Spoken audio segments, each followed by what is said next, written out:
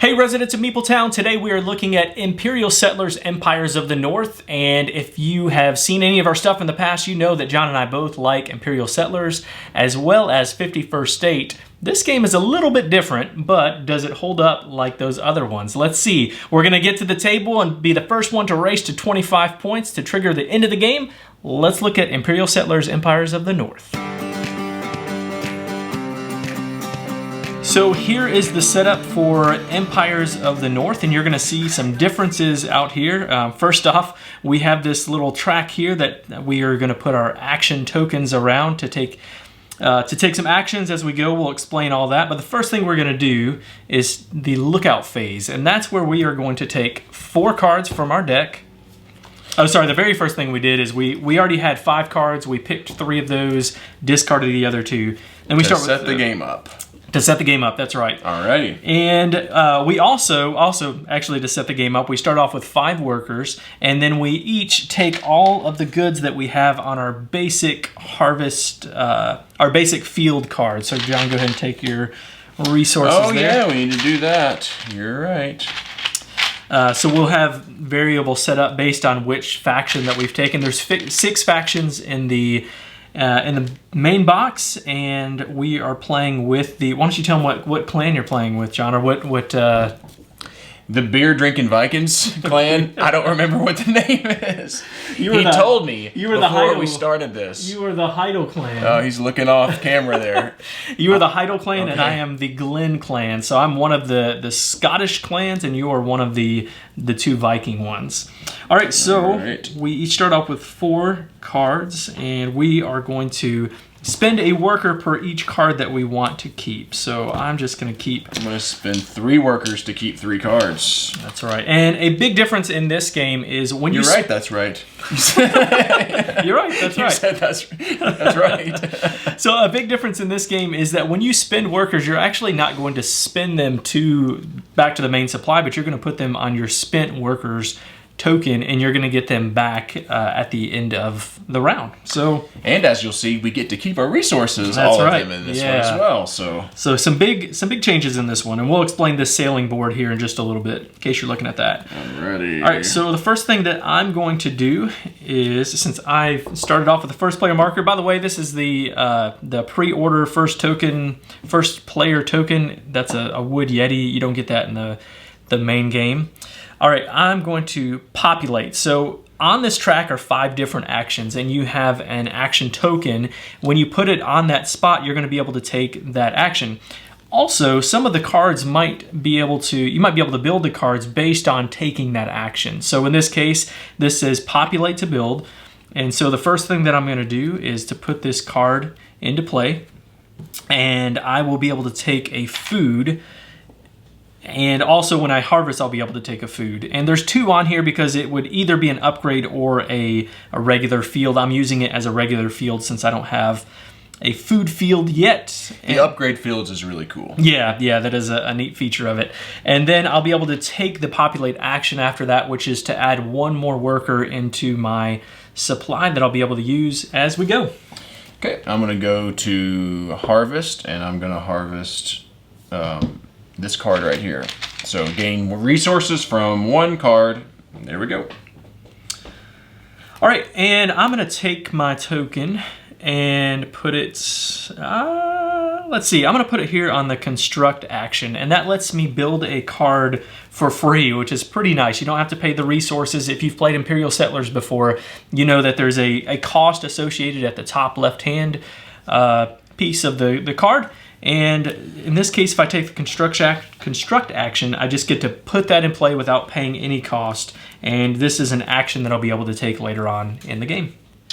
Okay, I am going to do the construct action. How about that? I just think very popular at the beginning of the game. I think that your choices are so amazing. I just want to follow suit. So I'm going to construct that. Normally it costs me 2 wood, but I get to build for free because I do the construct action.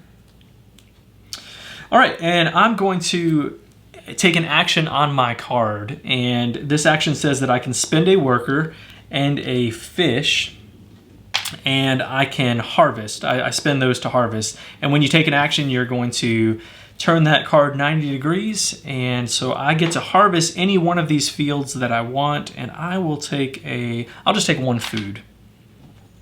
And that's my turn. Alrighty, I am going to spend, I'm going to do an action as well. I'm going to spend a sheep to gain a wild resource, a gold, and, oh wait, no I'm not, because then I can release one of my guys. Sorry. Let's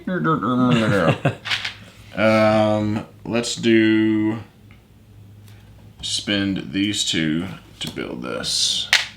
Okay. Alright, and I'm going to pay the wood cost on the naval battle card and put that into play. I'm going to assign a worker to gain a victory point and one resource from 2 different cards. So I am completely dominating you right now. Oh, game over. Who's your daddy? All right, I'm going to spend 2... I didn't even get my resources. What's that? I didn't get my resources. You're jumping ahead of me here. You have to wait. Sorry. All Mapletown is on the edge of their seats waiting to know which 2 resources. I'm kidding. Very excited to take my action. Go for it. I'm totally joking. All right, so I'm going to spend 2 workers. So this action says I can spend 2 workers, and I gain a raised token and a fish. And I'll just put those to my general supply, turn that 90 degrees, showing that I've taken that action. And that's my turn. Okay, I'm going to spend a sheep to gain this, and then I release a worker, which this is a really important part of the game, is you get the workers that stay on the cards. When they're on the cards here, they actually aren't removed unless you have a release. So even though you get to keep your stuff and your spent workers are released at the end of every round, these aren't. So it's really good to have those that will release some workers to free them up. Excellent. All right, I'm going to... I want to be able to take an action on the action board, but the problem is I've already got both of my action tokens out there. So what you can do is you can take a food, spend a food, and turn this over to the exhausted side and take an action on one of the adjacent spots. So as at the construct spot, I can take a sail action or a populate. This, by the way, is random every game. So I'm going to take this sail action, which means I'm going to take my boat and put it on the expedition track over here, and I'll be first in line to be able to choose what I want. Now, I'm going to add a couple things on there. So if I want to just pillage these cards over here, I can just put my boat out there, and then I'd be able to take the goods listed in that red banner area. But if you, and that's the nearby islands. If you want to go to the distant islands, it's going to cost you a fish, and then you'd be able to pillage to gain those resources. The other thing you can do is if you want to spend a raise token to conquer, these cards will then go into your tableau and you'll be able to take those actions or use the feature later in the game. So what I'm going to do is I'm going to put a raise token and a fish on the boat. And, going all in, and baby. I'm going to hope, if all turns out well, that I'll be able to conquer one of these distant lands over here. Or you can take one from the face-down pile as well. But that will be my turn. That's the sail Random action. one, though, right? You just have to go for it. Random. You don't know what's there. Yeah. Are you feeling lucky today? I don't know. Okay, I'm going to spend 2 wood to put that card into play.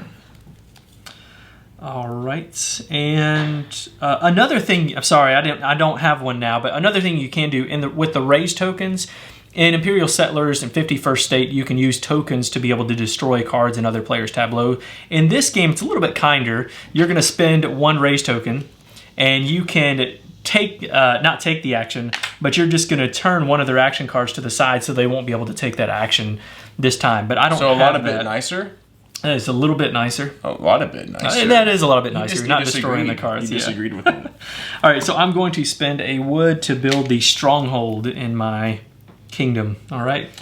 All right, I'm going to spend a wood to build this inn.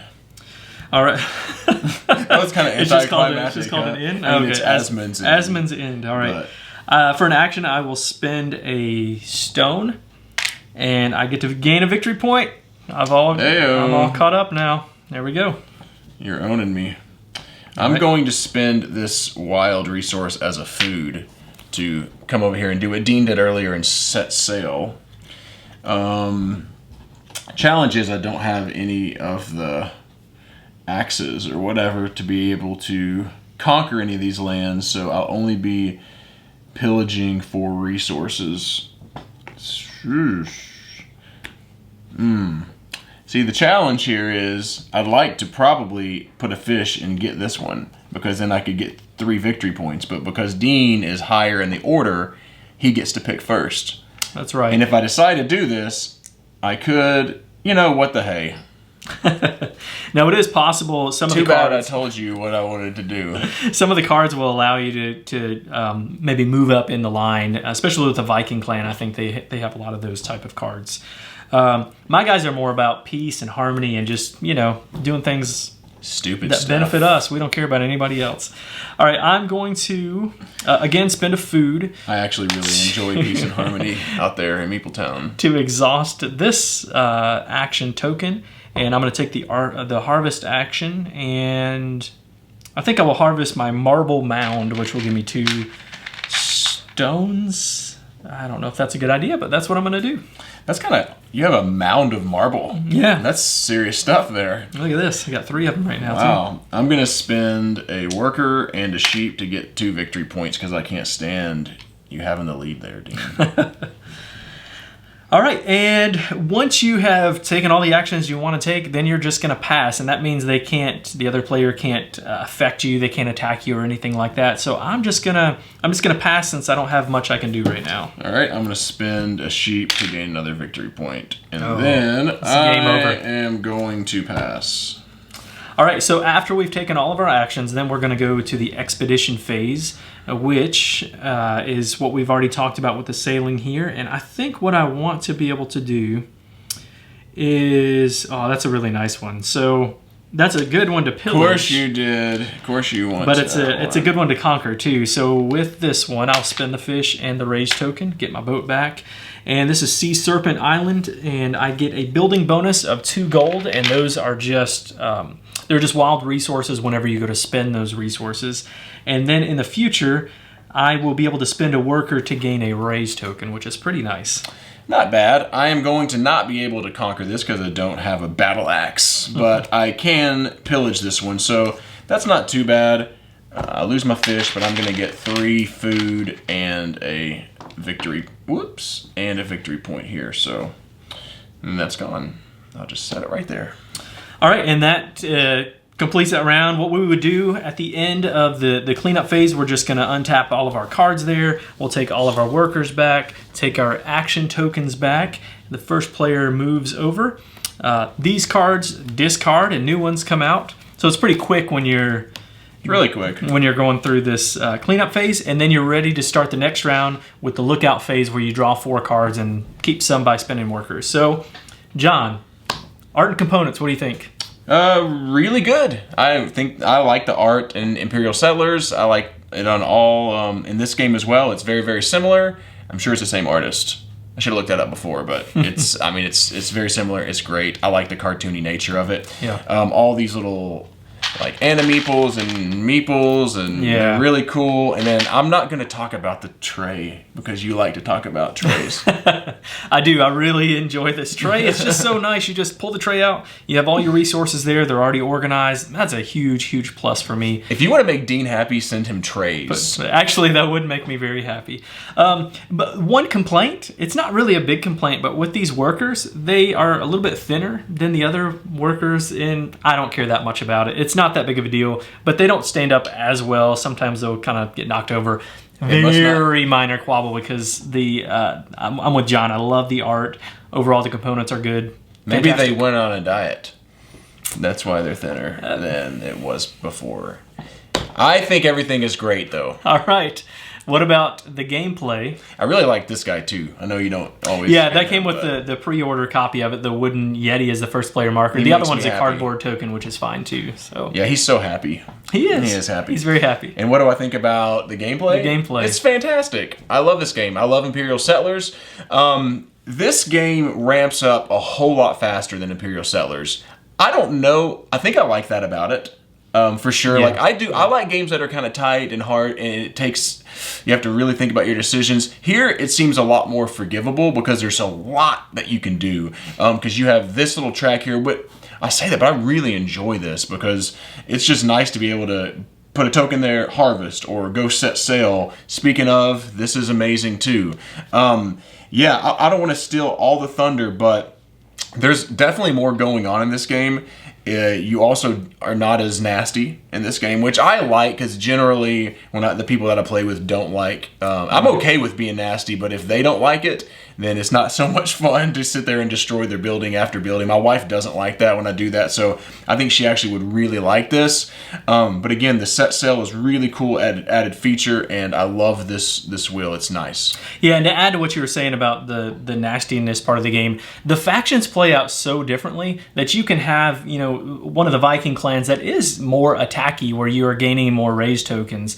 But with the average faction, like the one that I have, I'm not going to get a lot of raise tokens. If I do, I'm going to take a lot of sail actions instead of, and conquer the lands instead of exhausting their cards. And so I think you can really, if you don't like that aspect of Imperial Settlers 51st State, you can just use those factions that aren't as attacky. Yeah. And I think that works better in this game than those other But it doesn't ones. feel so bad, because all they do is exhaust it. Right. And there are cards that you can unexhaust. There's a plenty. I don't know. I've played a couple factions, and there were several cards that let you unexhaust things in it. So yeah, I don't know. Yeah, and so the thing that John mentioned earlier about the action track, I love that this game ramps up so quickly. We just played one round. We both took, maybe 6-7 actions.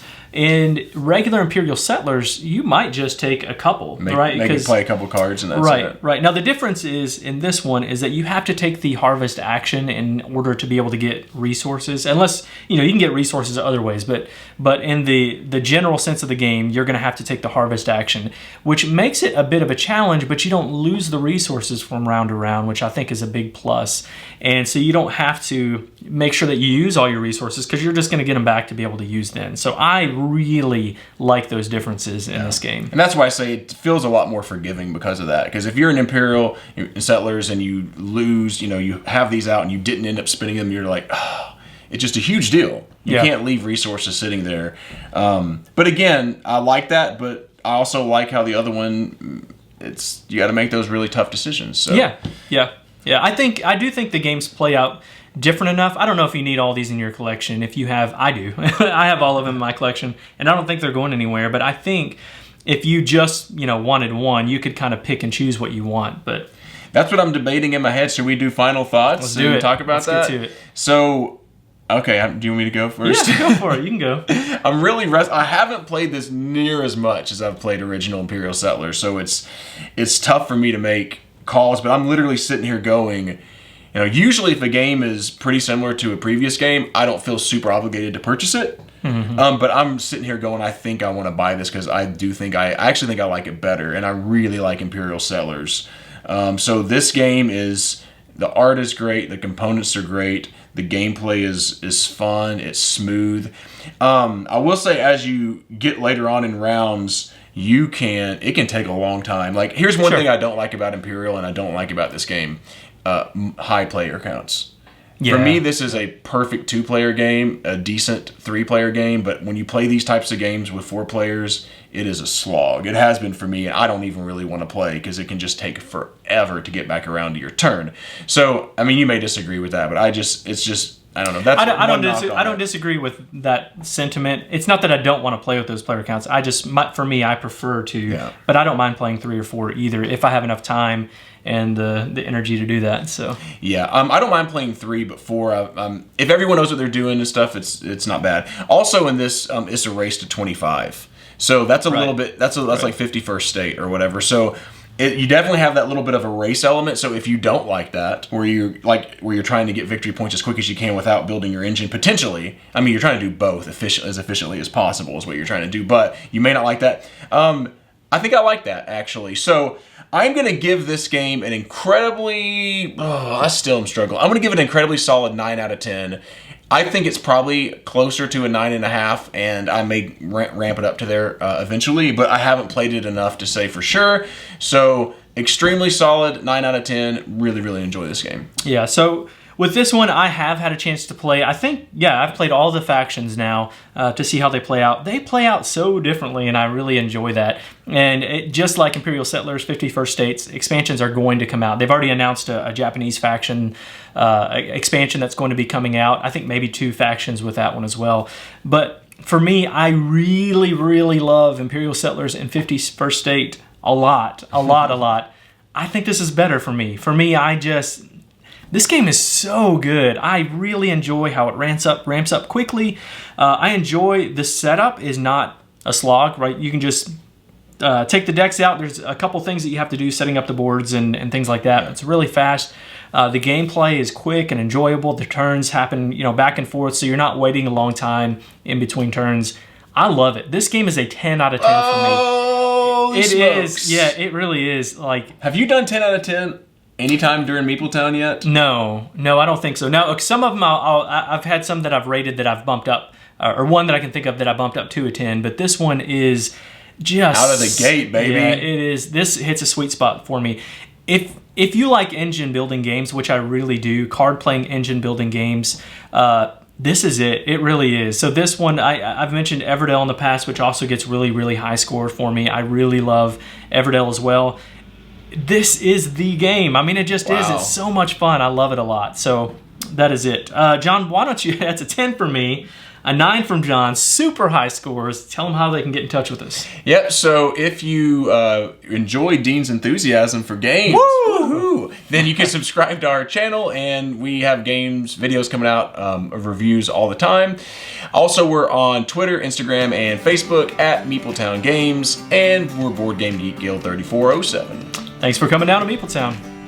Thanks for joining us, and be sure to follow us on Twitter at Meepletown Games, and connect with us on the Meepletown Guild, Guild number 3407, at BoardGameGeek.com, and also subscribe to our podcast and YouTube channel. And until next time, thanks for coming down to Meepletown.